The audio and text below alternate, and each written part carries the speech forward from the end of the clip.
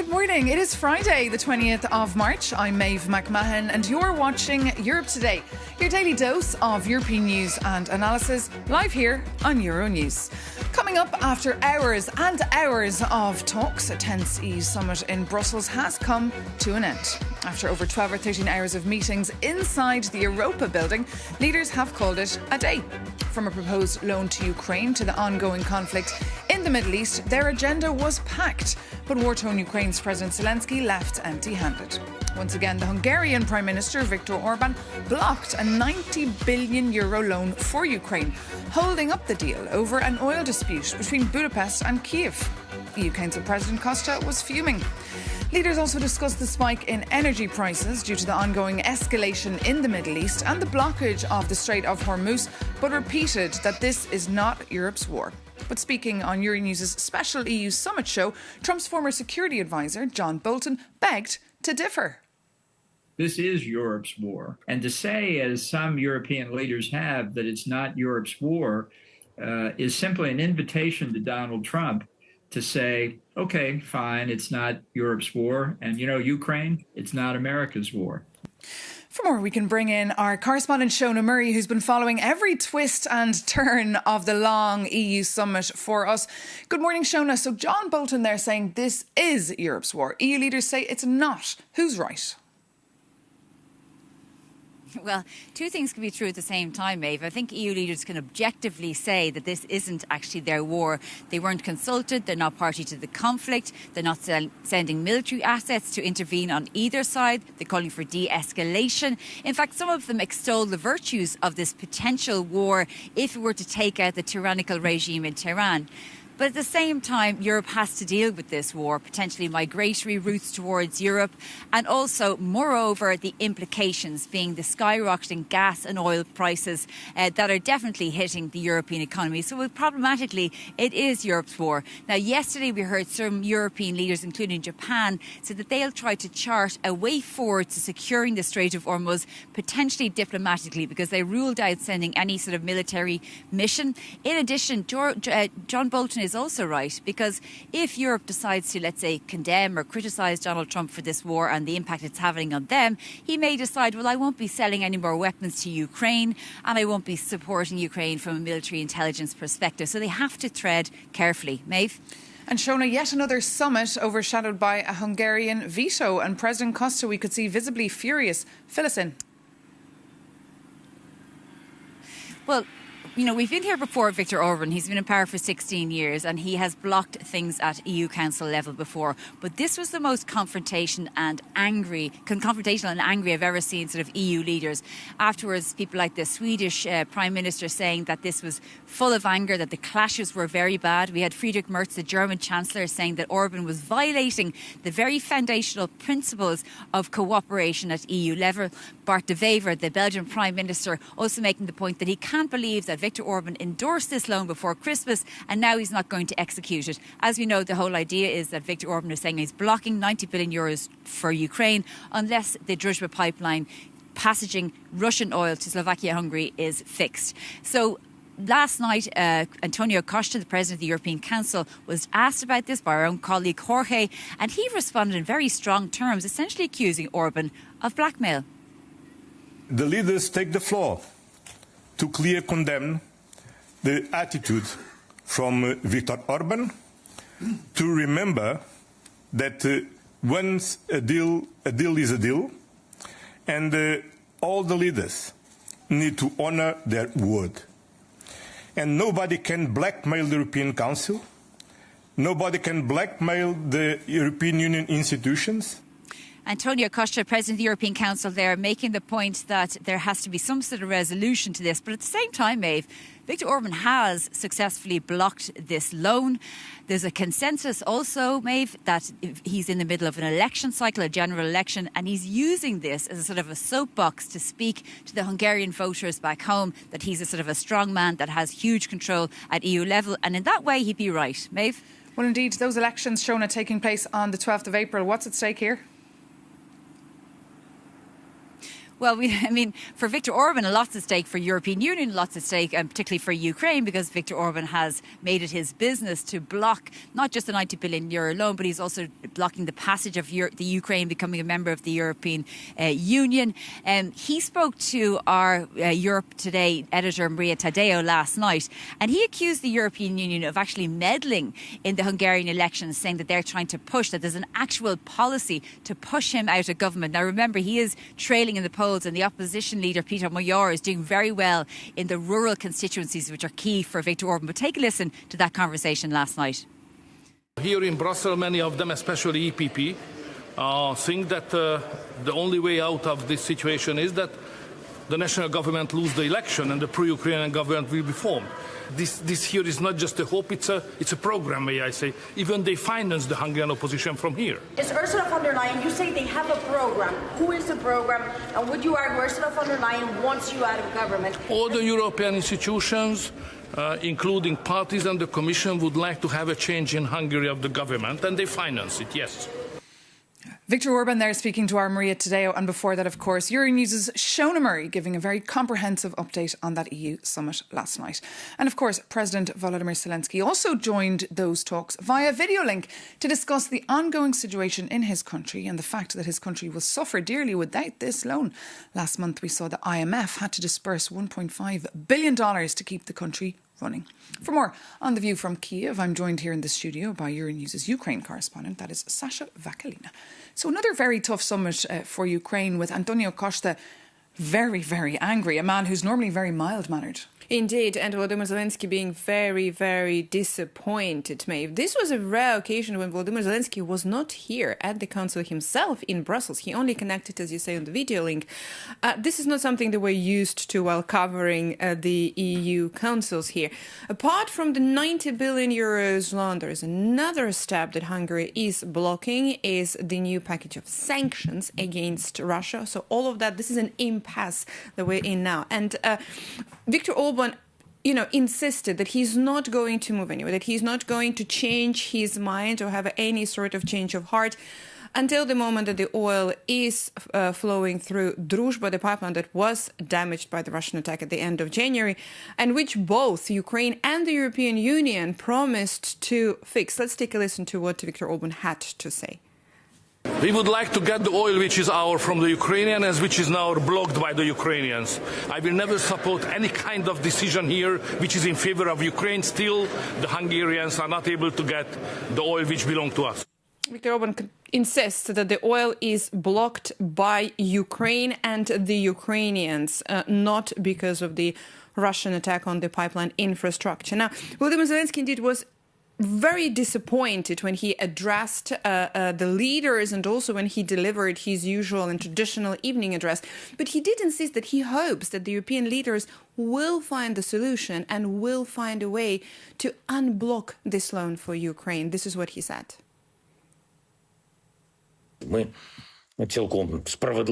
We are confident that Europe will stand by us and find a way to deliver on what has already been agreed. I would like to thank every leader who stands with us on these issues, because this is a matter of protecting the lives of our people and safeguarding normality. Volodymyr Zelensky there. And Sasha, how will Ukraine now manage without this money? Ukraine will have to find a solution, but also the timeline is very interesting because there's not much time left. Now, Ukraine will be running out of money with this big financial hole looming in just a couple of weeks. Kyiv said that they might find the solution to stretch it a little bit, but not too much. Ukraine's finance minister spoke to Euronews as well during the summit, and this is what he said about Kyiv's way forward. It's definitely not welcoming news from Brussels, but I think that all our counterparts and countries which support Ukraine are doing their best to secure Ukraine's financial needs for next 2 years. That's why I'm confident enough that rather sooner than later we will be able to get access for this €90 billion. The sooner the better for Ukraine, but also for the European Union regarding delivering its promise and already the decision that has been agreed upon in December. Now, not a single decision when it comes to aid for Ukraine from the European Union is an easy one. There are always like consultations and talks and rounds of negotiations. So this is why it's specifically disappointed. Regarding the timeline, though, for Druzhba pipeline, now, it is expected to be fixed the earliest in the second half of April. Now, the question is, how much time will it take from that moment onwards for Hungary, past the elections, of course, to unblock the package and unblock that loan? It's pretty gripping. Whatever happens, of course, we will report it. Sasha Vakalina, thank you so much for that update. Now, you might remember that this EU summit was actually meant to focus on competitiveness and boosting the European economy. An EU leaders' retreat in February had actually set the scene. EU leaders want to deepen the single market, make it easier for startups and scaling up across EU borders. In our special summit show last night, Euronews editor Maria Taddeo spoke to the former Italian Prime Minister Enrico Letta, the author of that famous paper, One Europe, One Market. It was supposed to be the European Council for Competitiveness. The European leaders, they have to intervene on both sides. Immediate interventions to lower the cost of energy today, but they have to continue working on implementing the reports on how to strengthen European economy, integrating the single market, creating this plan, One Europe, One Market, that is for the next months and next years. The main problem with Trump, is Trump is setting the agenda every day in a different way. The European leaders, they have to be very, very focused on their own agenda. That is fundamental.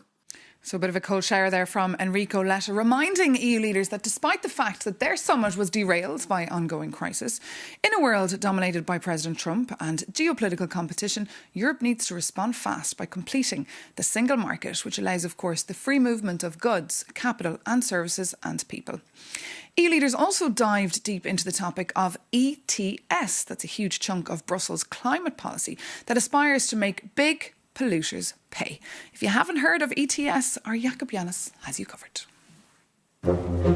Spring is coming to Brussels, but all your reporter hears when he goes outside is ETS, ETS, ETS, ETS, ETS, ETS, ETS scheme. And that is because 10 EU countries are in open revolt against the bloc's flagship climate policy.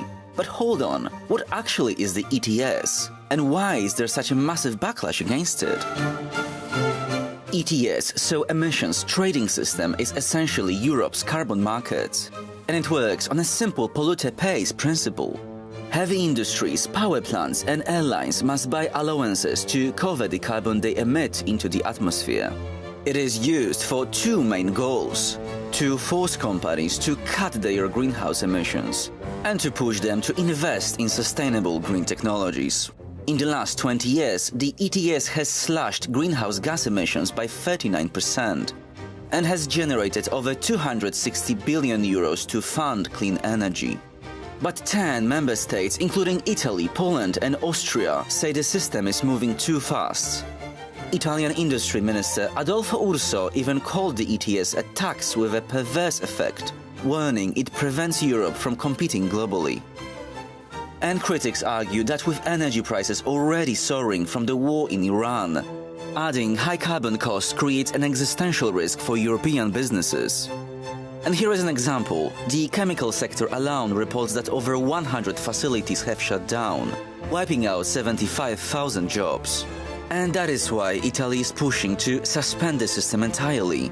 And the rest demand the EU extend free carbon allowances beyond 2034. Look, I know all of that sounds a bit technical, but one thing is clear. The energy transition is no longer just a climate goal. It has become a battle for European security and industrial survival. Jakub Janis reporting for us there. And now to talk us through the dramatic summit yesterday that raises more questions now than answers, we're joined here on set by Hildegard Bentele, the senior German Conservative member of the European Parliament from the CDU party. Thank you so much for joining us. So quite a night there, pretty rough for Ukraine. What's the plan B now? Well, for the time being, we need more consultations now. Well, nobody expected this kind of outcome, but I think, there was the offer to inspect the pipeline, maybe, which was not, well perceived because Slovak and Hungarian participants couldn't attend. So maybe there's another attempt, to bring. So when you say nobody expected this outcome, you mean nobody expected that veto last night from the Hungarian Prime Minister? I think not to that extent. So this is why we do not have yet a plan B, and leaders left without. And are you furious also with Viktor Orban the same way Antonio Costa was? Yes, of course. But I think it's a tactic we know. So, and this is why, there were some difficulties at the beginning. And this is, I think, why the President's Commission reached out, with this idea to inspect the pipeline. And as we know, it didn't went well. If it had gone well, maybe, the outcome would have been different to accommodate a little Indeed, bit. because this should have been done months ago. Exactly. The war in the Middle East, it's entering now its 20th day. What is the EU doing to stop it? And is this Europe's war? Well, it's not from the beginning Europe's war, and Israel didn't ask, for EU participation. We now see the effects, the economic effects of the war, but I would also think we need some strategic patience because we are now in the third week. I expect it ongoing for 2-3 more weeks. But then, and this was also seen from the leaders of the Gulf, they are also very furious about Iran, and I think there will be a reshaping of the Middle East. And do you support the war? Do you support what Israel is doing now, especially in Lebanon? Well, supporting is said too much, but I think it's a huge. I understand the opportunity for Israel, because now to fight Hezbollah, what Lebanon leaders also want to do, the Lebanese army wants to do, it is a big opportunity to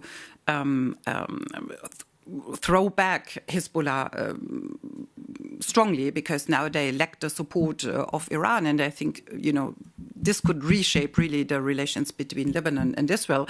And this would, bring a lot of more security to Israel, which was the problem all the time. But are you concerned that 1 million people now are displaced in Lebanon? Sure. The war always brings displaced people with it, but we also have to remind that there are thousands of displaced Israelis in the north of Israel, because they were attacked constantly for the last 2 years from Hezbollah. So Hezbollah took the opportunity after the attack of Hamas to attack also Israel very strongly. So this is an escalation which took place over the last 2 years. And I do understand that's a whole concept. It's not only throwing back Iran's nuclear and ballistic missiles, but also the immediate threat through terror organizations which aggress Israel every day. And another big topic this week, your party celebrated 50 years with a big celebration that was overshadowed by the big scandal facing Manfred Weber, your boss, for working very closely with the far right. Should Manfred Weber resign, do you think? Oh, no. No, of course not. But we should have a very clear line regarding the ESN, because this is mainly constituted of AfD members. So we have a very clear strategy not to work with them, and we should not do this on any levels. If it's But he true, did it.